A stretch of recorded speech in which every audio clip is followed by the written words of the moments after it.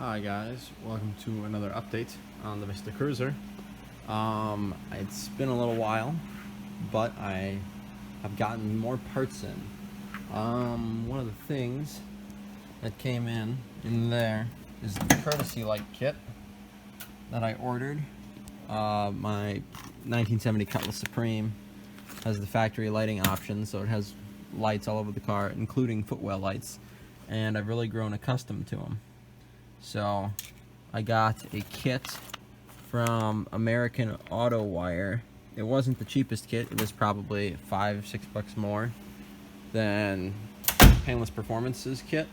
But what I like about American Auto Wire's kit is that it looks more original, in my opinion. The connectors there, they look like they'd be original to the car. And the wire color is also accurate. Oldsmobile likes their orange and white for power and ground. The other thing is the new fuel sending unit came in. But if you remember from the last video, they don't make one for the Vista Cruiser. So I bought this one, which came off of an A body. It's for an A body. I don't remember what. Not an emissions car, just a return style pump. And we stripped it down to nothing, pretty much. And we're gonna grab a couple more parts off of it for later. And then what we did is we took apart the old Vista Cruiser sending unit. We pried the tabs apart, took this off, took off this cover, and we were replacing it with this. And what this is a new cover, but it's also a new band. So the old style did not have this plastic housing for the band. And to hold it all together, I have a 1/4 inch or an 1/8 inch by 1/4 inch aluminum rivet that I put in there with a washer from the old Vista Cruiser sending unit, because we don't want it to corrode. We don't want to have to ever rebuild this again if we don't have to. So I bought, I didn't buy them, I had these rivets.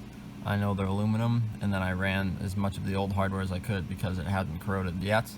So it's designed for fuel tanks. So what we're gonna do, we're just gonna put this together. There's nothing I can really do about this brass contact down here, except for breaking off this shaft, sanding it down, pressing on this brass shaft. And that's a little more in depth than I wanna go. I don't really wanna do more work than I have to. Another thing that I got is this hinge, and you'll see later what this hinge is for. So I'm going to do a little bit more work. I'll update you guys as I go. So we got the sending unit all rebuilt. It did get a little rough on this corner right here. Just the way it's just what happened, but it's all put back together. This is tracking on the potentiometer. So now I can go and put it in and see if it works better. Another thing with this new case is it's not as worn, so it did eliminate some of the side-to-side play. It's not nearly as bad as it was. So, another benefit of the new case. Okay guys, so we got the sending unit hooked up, lying on the shop floor that looks dirty, but really isn't super dirty. You can see it's in the full position right now. And, gauge is reading full. Very happy to see that. Turn the lights on. It reads a little over full, but you know these old cars, the gauges aren't super accurate. And so it reads pretty much right at full, just a hair over. And if we come back here, because it's a different potentiometer, the band has a slightly different resistance. I had to put a pretty serious bend in the linkage, and I'm not super happy about it. Let's see if I can get a decent shot. From here to here was straight, so this bend wasn't here. But, you know, you gotta do what you gotta do to make it work. Another thing is it's only getting 8 volts to the back. I don't know if that's normal. I mean, it's an even 8 volts. It's a solid 8 volts. I don't know if it's normal. If it isn't, then I fix it, and the gauge is going to be inaccurate, and I'll have to straighten it out again probably. Because that is a 4-volt difference. That could change what the gauge reads. But right now, the way the car is right now, that reads empty. We come back, and the gauge sits practically empty. So, very happy. Very happy that the fuel gauge is going to work in this old girl. Because she's thirsty, and I'm going to need to know when she needs a drink. I think she's rated at like 9 combined, 6 in town, 13 on the highway. It's pretty bad. But she needs all that power to move her big butt around, and it is big. So yeah, we're gonna slap this back in the fuel tank. It's getting a little late. Might not get the fuel tank in tonight. Might want to do some wiring a little easier. So yeah, making good progress. So the sending unit is all calibrated, hooked up, perfectly working. I put it back in the tank and put the tank back in the car. For those of you who don't know, these old fuel tanks in these station wagons are very special, especially when the fuel tank is inside the rear quarter panel on the driver's side. So what you have to do is you have to unhook the rear end from the shock absorber, as you can see. Then you go to the passenger side and you jack it up as high as you can. And what that does is that puts the rear end at sort of a cockeyed angle. It sits much lower on this side. You can see that's about a 4-inch drop from the bottom of the shock to where the shock normally bolts on. And with the tire off, what that does is that allows you to wedge the fuel tank in the wheel arch, in the wheel well, and slide it back into position, like I've done. So, there's the fuel lines running to the top. There's the ground and the power not hooked up yet. And what I ended up doing is I scratched the clear coat that I put on this a little bit, but it was by far much easier installing than it was taking out. For some reason, the way they designed it, the straps are way easier to put on than they are to take off. And it was overall a much easier process than the few hours it took me to get it out. Mainly because I've now done it once and I know what I'm doing.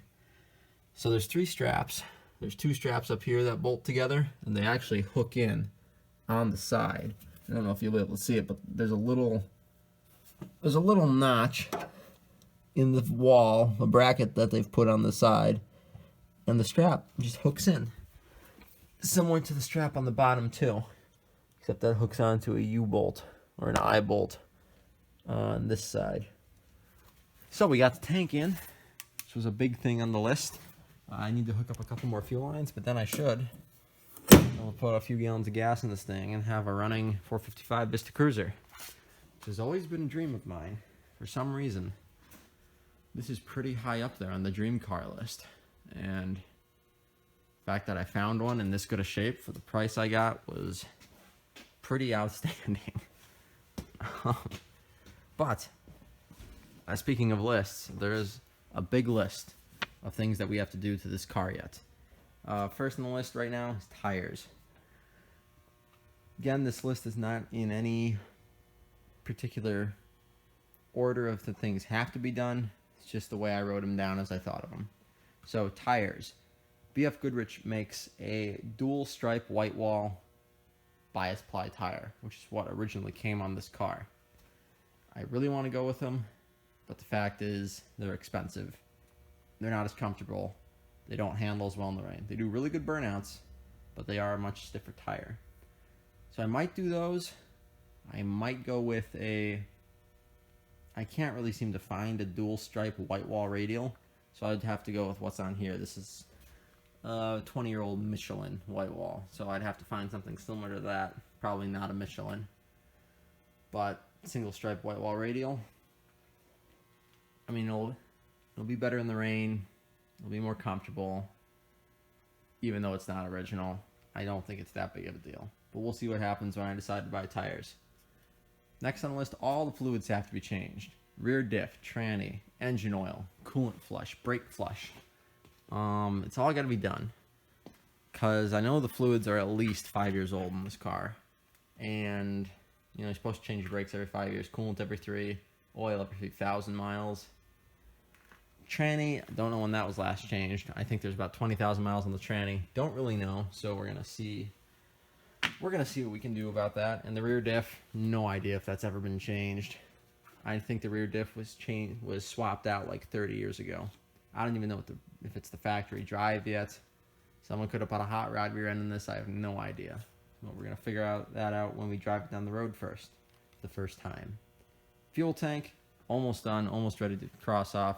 Couple more fuel lines and the electrical and the stone shield, and we're done. Radios and speakers, also very close to being done.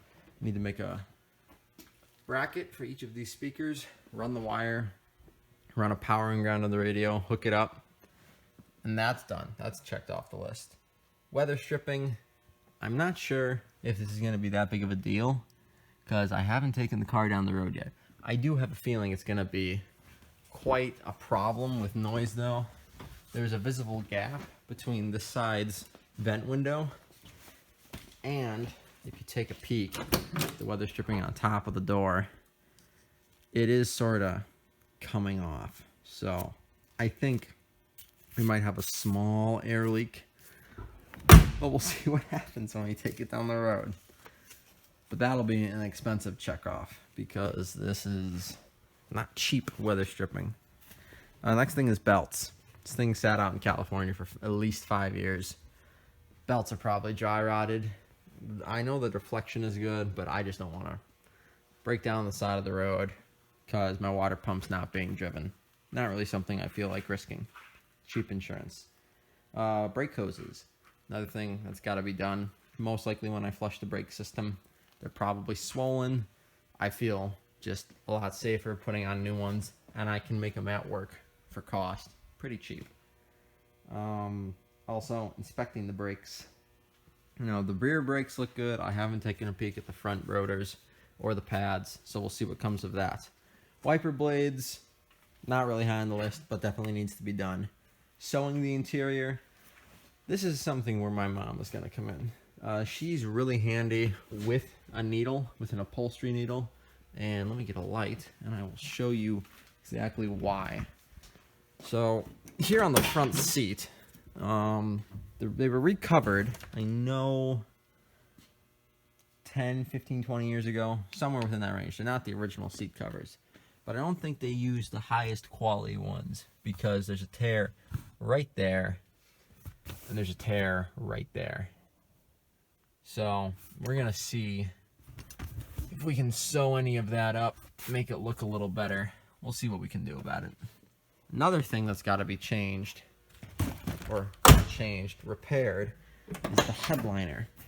I haven't been able to find a headliner, so if anybody watching this knows where I can get a headliner for the back half of this car, that'd be great for down the line. But at this point, we do have this tear. And I know it's not, it's going to get bigger if the wind hits it with the windows down. It used to be very small. It used to sit right about here. And then I came out to the shop one day and it was just this big, magically. I think the thread just broke and gave way. So, we're going to see if we can sew that up, give it sort of a patched together look, which I kind of think I'd like. The look I'm going for this car is like, it's 10 years old. The teenager in the family got it. It was a hand-me-down from his parents. Kind of like, I don't know, I hate to keep relating to That 70s Show, but kind of like a That 70s Show situation, except in a little bit better shape, not as dented up. And we actually do want to care about this thing, because it is a classic now. Oh, are there any other tears?